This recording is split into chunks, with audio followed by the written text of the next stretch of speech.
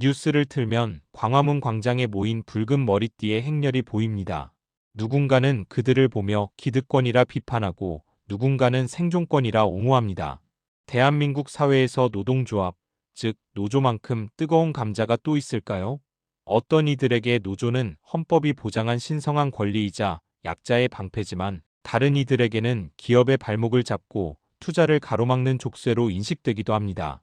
오늘 저는 이 뜨거운 논쟁에서 한 발짝 물러나 아주 차분하고 냉정하게 대한민국 노조의 현주소를 알아보려 합니다.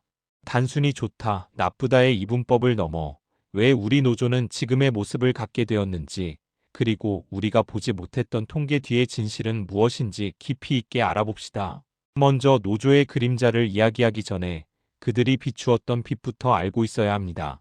우리가 지금 당연하게 누리고 있는 주 5일제, 최저임금, 산업재해 보상, 이 모든 것은 하늘에서 그냥 떨어진 것이 아닙니다. 누군가의 투쟁과 희생이 만들어낸 결과물입니다. 과거 자료와 역사적 기록을 살펴보면 1960년대와 70년대 대한민국의 노동 환경은 그야말로 참혹했습니다. 평화시장의 재단사 전태일 열사가 근로기준법 준수를 외치며 산화했던 그 시절, 노동자는 산업역군이라는 미명하에 기계 부품처럼 취급받았습니다. 하루 15시간의 노동, 휴일 없는 근무, 그리고 생계를 유지하기조차 힘든 저임금. 이것이 한강의 기적 뒤에 가려진 그림자였습니다. 1987년 노동자 대투쟁은 대한민국 사회의 분수령이었습니다.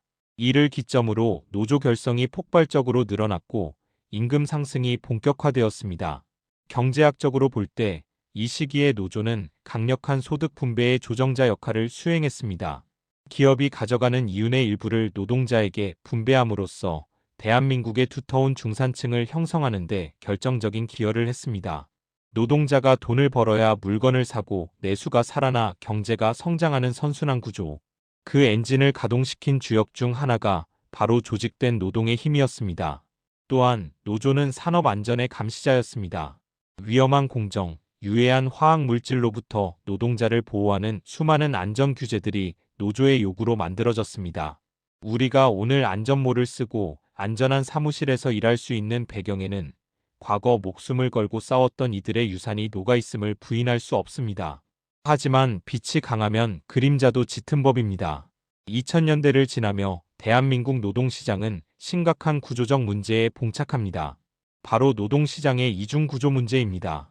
그리고 안타깝게도 오늘날 대기업 중심의 노조는 이 이중구조를 심화시켰다는 비판에서 자유롭지 못합니다. 통계청과 고용노동부의 데이터를 분석해보면 대한민국 노동자는 크게 두 그룹으로 나뉩니다.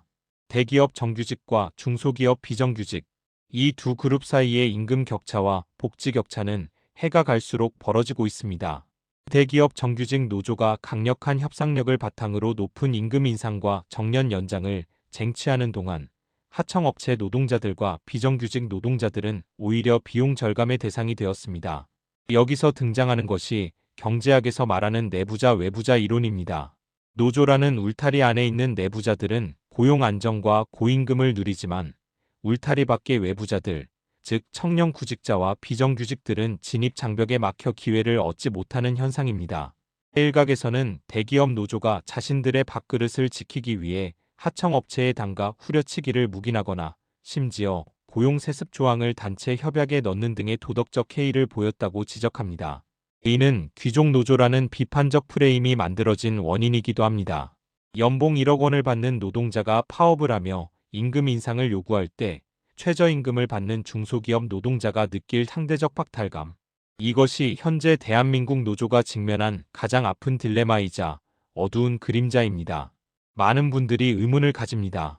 왜 한국 노조는 항상 머리띠를 두르고 도로를 점거하는가? 서구 선진국처럼 대화로 풀 수는 없는가? 이 질문에 답하기 위해서는 한국 특유의 노사관계 시스템을 이해해야 합니다. 한국의 노조는 대부분 기업별 노조 형태를 띠고 있습니다. 독일이나 스웨덴 같은 유럽 국가들은 산업별 노조가 발달해 있습니다. 산업별 노조는 금속산업 전체, 화학산업 전체를 대표해 사용자와 협상합니다. 따라서 개별 기업의 사정보다는 산업 전체의 표준을 만드는 데 집중합니다. 반면 한국의 기업별 노조는 내 회사의 사장과 싸워야 합니다. 우리 회사가 망하지 않는 한도 내에서 최대한 많은 몫을 가져와야 하는 구조입니다. 그러다 보니 투쟁은 더욱 치열해지고 내 회사만 잘 살면 된다는 이기주의로 흐를 가능성이 높습니다. 사측 역시 노조를 경영의 파트너로 인정하기보다는 관리하고 통제해야 할 대상으로 보는 시각이 강했습니다. 이러한 불신의 역사가 쌓이고 쌓여 대화보다는 힘의 논리가 지배하는 강대강의 대결 구도가 고착화된 것입니다. 또한 파업 일수에 대한 통계적 착시도 짚어볼 필요가 있습니다. 국제노동기구 ILO의 통계를 보면 한국의 파업 건수나 파업으로 인한 근로 손실 일수는 과거에 비해 많이 줄어들었습니다. 하지만 소수의 대형 사업장에서 벌어지는 장기 파업이 언론에 집중적으로 노출되면서 한국은 파업공화국이라는 인식이 과대 포장된 측면도 없지 않습니다. 물론 불법 점거와 폭력 사태는 어떠한 명분으로도 정당화될 수 없는 명백한 그림자입니다. 최근 노조 생태계에 흥미로운 변화가 감지되고 있습니다. 바로 2030세대를 중심으로 한 MZ노조 혹은 새로 고침 노동자협의회의 등장입니다. 이들은 기존의 양대 노총인 민주노총, 한국노총과는 전혀 다른 목소리를 냅니다. 기존 노조가 정치적 구호, 예를 들어 주한미군 철수나 정치개혁 같은 거대 담론을 투쟁의 전면에 내세울 때 MZ노조는 묻습니다. 그게 나의 월급과 무슨 상관입니까? 이들은 철저히 실용주의적입니다. 내가 일한 만큼 정당한 보상을 받는 것, 투명한 성과급 지급 기준을 공개하는 것, 그리고 회사의 불합리한 조직 문화를 개선하는 것에 집중합니다. 이들은 호봉제에도 반기를 듭니다. 단지 오래 다녔다는 이유만으로 일을 안 해도 월급이 오르는 것은 불공정하다고 생각합니다. 일을 잘하면 더 받고 못하면 덜 받는 것이 진짜 공정이라는 시각을 가지고 있습니다. 이러한 세대 간의 갈등은 노조 내부의 민주화라는 새로운 과제를 던져주고 있습니다. 단결 투쟁이라는 구호 아래 개인의 목소리를 억눌러왔던 집단주의 문화가 개인의 합리성과 공정을 중시하는 새로운 세대의 파도 앞에서 도전을 받고 있는 것입니다. 이는 노조가 낡은 껍질을 깨고 진화할 수 있는 기회이자 세대 갈등으로 조직이 와해될 수 있는 위기이기도 합니다. 감정을 배제하고 차가운 데이터로 한국 노조를 바라보겠습니다. 고용노동부 자료에 따르면 한국의 노조 조직률은 10% 초중 반대에 머물러 있습니다. OECD 평균에 비하면 절반 수준에도 미치지 못합니다. 이는 무엇을 의미할까요? 대한민국 노동자의 85% 이상은 노조라는 보호막 없이 각자 도생하고 있다는 뜻입니다. 특히 30인 미만 영세 사업장의 노조 조직률은 0%대에 가깝습니다. 노조가 정말 필요한 열악한 환경의 노동자들은 오히려 노조를 만들 힘조차 없고 이미 좋은 조건을 갖춘 대기업과 공공부문 노동자들만이 노조의 보호를 받는 노조의 양극화 현상이 뚜렷합니다. 세계경제포럼 WEF의 국가 경쟁력 평가를 찾아보면 한국은 거시 경제 안정성이나 혁신 역량에서는 최상위권이지만 노사협력 부문에서는 매년 하위권을 맴돌고 있습니다. 이는 노사 갈등이 단순히 사회적 비용을 넘어 코리아 디스카운트의 원인이 되고 있음을 시사합니다.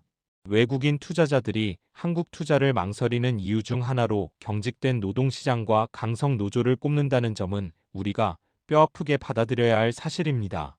노조가 내부 싸움에 몰두하는 사이 밖에서는 거대한 쓰나미가 몰려오고 있습니다.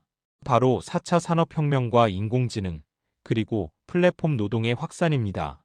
배달 라이더, 웹툰 작가, 프리랜서 개발자. 우리는 이들을 플랫폼 노동자 혹은 기그워커라고 부릅니다. 이들은 근로기준법상 노동자가 아닌 자영업자로 분류되는 경우가 많아 기존 노조법의 보호를 받지 못합니다. 고용주는 있지만 사장은 없는 기묘한 구조 속에서 이들은 최저임금도 4대 보험도 퇴직금도 보장받지 못한 채 알고리즘의 지시를 받으며 일합니다. 전통적인 공장 노동자를 기반으로 만들어진 현재의 노조 시스템은 이 새로운 형태의 노동자들을 포용하지 못하고 있습니다. AI가 인간의 일자리를 대체하기 시작하면 임금 인상 투쟁보다 더 무서운 고용 증발의 시대가 올 것입니다. 그때도 임금 올려달라는 파업이 통할까요? 노조는 이제 단순히 임금 협상 기구를 넘어 변화하는 산업구조 속에서 노동자가 어떻게 생존할 것인가를 고민하는 직업 능력 개발의 주체로 변모해야 합니다. 일자리를 잃은 노동자가 새로운 기술을 배워 다른 산업으로 이동할 수 있도록 돕는 사회적 안전망의 역할을 노조가 함께 짊어져야 합니다. 그렇다면 우리는 어디로 가야 할까요? 다시 독일의 사례를 참고해 볼 만합니다. 독일에는 공동결정제도라는 것이 있습니다. 노동자 대표가 기업의 이사회에 참여하여 경영진과 함께 회사의 중요한 의사결정을 내리는 제도입니다. 노동자가 경영을 알면 회사가 망한다는 편견과 달리 독일 기업들은 이 제도를 통해 위기 때마다 노사가 고통을 분담하며 경쟁력을 유지했습니다. 회사가 어려우면 노조가 먼저 임금 동결이나 근로시간 단축을 제안하고 대신 회사는 고용을 보장하는 식의 신뢰자본이 축적되어 있었기 때문입니다. 스웨덴의 살트셰바덴 협약 역시 좋은 본보기입니다. 노조는 기업의 생산성 향상에 적극 협조하고 기업은 그 과실을 사회 전체와 나누며 정부는 실업자를 위한 강력한 재교육 시스템을 제공하는 대타협. 이것이 스웨덴을 복지국가이자 기업하기 좋은 나라로 만든 비결입니다. 우리에게 필요한 것은 바로 이러한 사회적 대타협입니다. 대기업 노조는 과도한 기득권을 내려놓고 하청업체와의 상생을 고민해야 합니다. 기업은 노조를 경영의 파트너로 인정하고 투명 경영을 실천해야 합니다. 정부는 중재자로서 공정한 룰을 만들고 사회 안전망을 확충해야 합니다. 여러분, 노조는 천사도 아니고 악마도 아닙니다. 그저 더 나은 삶을 꿈꾸는 평범한 사람들의 모임입니다. 하지만 그 힘이 커질수록 그에 따르는 사회적 책임 또한 무거워진다는 사실을 잊어서는 안 됩니다. 오늘 우리가 살펴본 대한민국 노조는 결국 압축 성장이 남긴 우리 사회의 미완의 숙제입니다. 이제는 빛은 계승하고 그림자는 지워나가는 지혜가 필요합니다. 무조건적인 비난이나 맹목적인 옹호보다는 지속 가능한 노동을 위한 건전한 비판과 감시가 필요한 시점입니다. 노조원이든 아니든 사용자든 노동자든 우리는 모두 대한민국 경제라는 배를 타고 함께 항해하는 운명 공동체입니다. 배가 가라앉으면 선장실도 기관실도 모두 물에 잠깁니다. 지금 우리에게 가장 필요한 것은 머리띠를 두른 투쟁이 아니라 서로의 손을 잡는 연대와 미래를 위한 양보일 것입니다. 긴 시간 다소 무거울 수 있는 주제를 끝까지 경청해 주셔서 감사합니다. 이 이야기가 여러분이 뉴스를 보실 때 혹은 직장에서 동료들과 이야기를 나누실 때 조금 더 넓고 깊은 시각을 갖는데 도움이 되었기를 바랍니다. 오늘 밤은 노사의 구분 없이 각자의 자리에서 최선을 다한 모든 분들이 편안하게 쉴 수 있는 밤이 되기를 소망합니다. 고맙습니다.